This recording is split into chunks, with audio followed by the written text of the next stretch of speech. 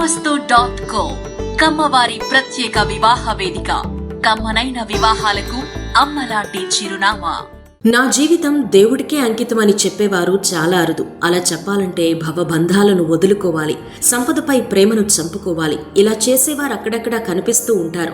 దేవుడిలో ఐక్యమైపోయి జీవితాన్ని గడుపుతుంటారు. ఒక రకంగా దీన్నే సన్యాస జీవితం అంటూ ఉంటారు. ఇలాంటి వారిని ఎవరిని గమనించినా వారు 60-70 ఏళ్ల పైబడో ఉంటారు. జీవితంలో అన్ని రకాల కష్ట సుఖాలను చూసి చరమాంకంలో దేవుడి సేవకి అంకితమవుతూ ఉంటారు. కానీ కేవలం 35-40 ఏళ్ల వయసులోనే దేవుడి సేవకు అంకితమైన వారిని చాలా చాలా అరుదుగా చూస్తూ ఉంటాం.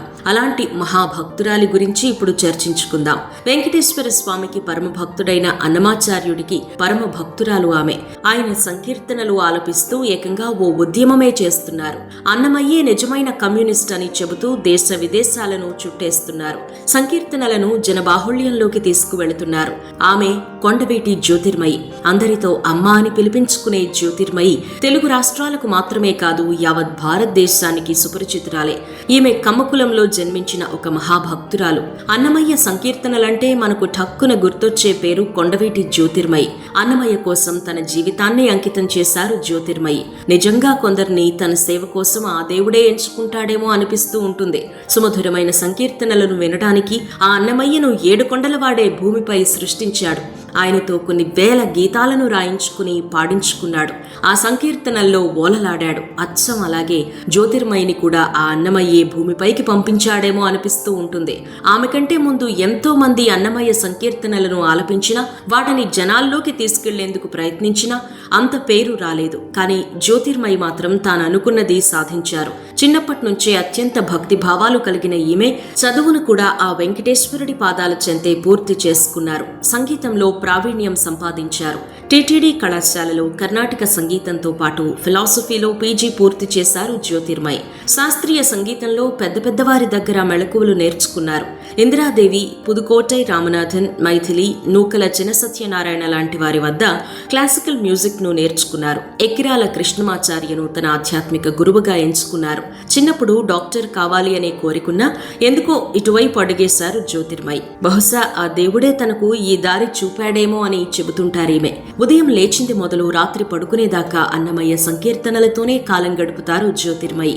ఎవరితో మాట్లాడినా, ఏ సమావేశానికి హాజరైనా చర్చంతా అన్నమయ్య సంకీర్తనలపైనే. ఆల్ ఇండియా రేడియో కోసం ఏకంగా 700 సంగీత కార్యక్రమాలు చేశారు జ్యోతిర్మయి. మన దేశంతో పాటు విదేశాల్లో 3000కు పైగా కచేరీలను నిర్వహించారు. ఈమె చేసిన ఆడియో ఆల్బమ్స్, వీడియో ఆల్బమ్స్ కు లెక్కే లేదు. 6 పుస్తకాలను రాశారు. అన్నమయ్య సంకీర్తనలపై ఔత్సాహికులకు శిక్షణ కూడా ఇస్తూ ఉంటారు. మానవ సేవే మాధవ సేవ అని చెప్పే అన్నమాచార్యుడి మాటలను తూచా తప్పకుండా పాటిస్తారు. పేదల కోసం ఎన్నో కార్యక్రమాలను చేపడుతూ ఉంటారు. యువతంటే క్లబ్బులు, పబ్బుల చుట్టే తిరుగుతారు అనే చెడ్డ పేరుంది. కానీ జ్యోతిర్మయి సంగీత కచేరీల్లో యూత్ కూడా భారీగా కనిపిస్తూ ఉంటారు. తన కచేరీలకు హాజరైన యువతను చూసి మురిసిపోతూ ఉంటారు జ్యోతిర్మయి. ఆధ్యాత్మిక చింతన అనేది మనిషి జీవితాన్ని మార్చేస్తుంది అని బలంగా విశ్వసిస్తారీమే. ఇక కళ్ళు లేని వారికి కూడా అన్నమయ్య సంకీర్తనలు చేరాలి అనే లక్ష్యంతో బృహత్తర కార్యక్రమానికి శ్రీకారం చుట్టారు జ్యోతిర్మయి. వీరి కోసం మొబైల్ లైబ్రరీలను ఏర్పాటు చేశారు. బ్రెయిలీ లిపిలో సంకీర్తనలను అందించారు. రామాయణ, మహాభారతాలతో పాటు భాగవతాన్ని కూడా బ్రెయిలీ లిపిలో రాశారు జ్యోతిర్మయి. మహాత్మా గాంధీ జీవిత చరిత్ర, అక్బర్ బీర్బల్ కథలు, తెనాలి రామకృష్ణుడి చరిత్ర, అలీబాబా 40 దొంగలు లాంటి రచనలను బ్రెయిలీలో అందించారు. బ్రెయిలీ లిపిలో బైబిల్, ఖురాన్, గీత లాంటి గ్రంథాలను ముద్రించి లిమ్కా, గిన్నిస్ పుస్తకాలలో రికార్డు నెలకొల్పారు. కచేరీల ద్వారా సంపాదించే దానిలో సింహభాగాన్ని సమాజ సేవకే వినియోగిస్తున్నారు జ్యోతిర్మయి. ఎన్నో అనాథ శరణాలయాలు, జువైనల్ హోమ్స్, వృద్ధాశ్రమాలు, రిహాబిలిటేషన్ సెంటర్లకు ధన సాయం చేస్తున్నారు. తన రచనలను ఎంతో మంది రాష్ట్రపతులు, ప్రధానమంత్రులకు అందించారు. అలా కేంద్రంలోని ప్రముఖులతో ఈమెకు పరిచయాలు ఏర్పడ్డాయి. ఆది కమ్యూనిస్ట్ అన్నమయ్యే అని చెబుతుంటారు జ్యోతిర్మయి. తొలి సామాజిక భావ విప్లవవాది అని ఆయన్ను కొనియాడుతూ ఉంటారు. భక్తి, కమ్యూనిజం ఏవైనా అందరూ హ్యూమనిస్ట్లే అనేది జ్యోతిర్మయి సిద్ధాంతం. అన్నమయ్య ద్వారా మనకు లభించిన 32,000 కీర్తనల్లో సామాజిక చైతన్యాన్ని పెంపొందించేవే ఎక్కువ అనేది ఆమె వాదన. అయితే భక్తిభావంతో వాటిని గుర్తించలేకపోతున్నామంటున్నారు. తందనానా పాటలో రాజు బంటు ఒకటేనన్నారు. ఇంతకంటే ఇంకేం సాక్ష్యం కావాలి అని ప్రశ్నిస్తారు. ప్రజానాట్య మండలికి వేలాది కార్యకర్తల దళం ఉంది.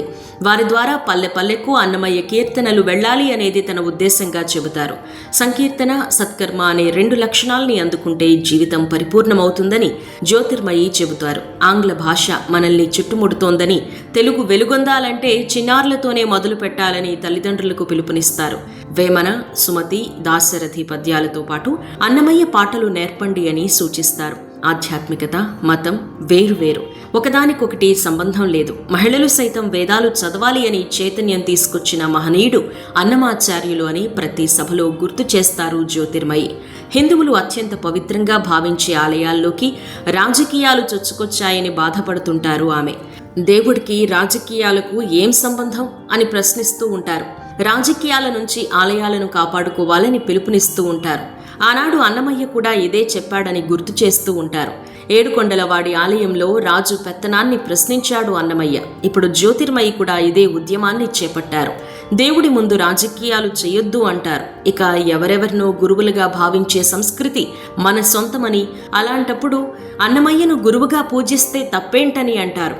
తన జీవితాన్నంతటినీ స్వామి సేవకి అంకితం చేసిన అన్నమయ్య నిజమైన గురువు అనేది జ్యోతిర్మయి చెప్పే మాట. అన్నమయ్య సంకీర్తనలను భావితరాలకు అందించేందుకు టీటీడీ ప్రతిష్టాత్మకంగా చేపట్టిన అన్నమాచార్య ప్రాజెక్టులో రీసెర్చ్ స్కాలర్గా సేవలందించారు జ్యోతిర్మయి.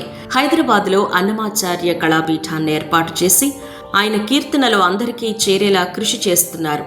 అన్నమాచార్య సంకీర్తనల కోసం ఈమె చేసిన కృషికి ఎన్నో అవార్డులు వచ్చాయి. కువైట్లోని తెలుగు కళా సమితి జ్యోతిర్మయికి స్పిరిట్ ఆఫ్ సర్వీసెస్ అవార్డును అందించింది. WHO, యూనిసెఫ్తో పాటు ఇండియన్ ఆర్మీ కోసం ఎన్నో షోలను నిర్వహించారు జ్యోతిర్మయి. ఇక అమెరికాలోని భారతీయుల నుంచి the award of American recognition, women of the year 2002, సింగపూర్లోని తమిళుల నుంచి ఎక్స్ట్రార్డినరీ ఆనర్ లాంటి అవార్డులను అందుకున్నారు జ్యోతిర్మయి. తన జీవితాన్నంతా అన్నమాచార్యుడి సేవకి అంకితం చేసి ఆధ్యాత్మిక చింతనతో ముందుకెళుతున్నారు కొండవీటి జ్యోతిర్మయి. ఎంతో మందికి ఆదర్శంగా నిలుస్తున్నారీమె. శుభమస్తు.co కమ్మవారి ప్రత్యేక వివాహ వేదిక. కమ్మనైన వివాహాలకు అమ్మలాంటి చిరునామా.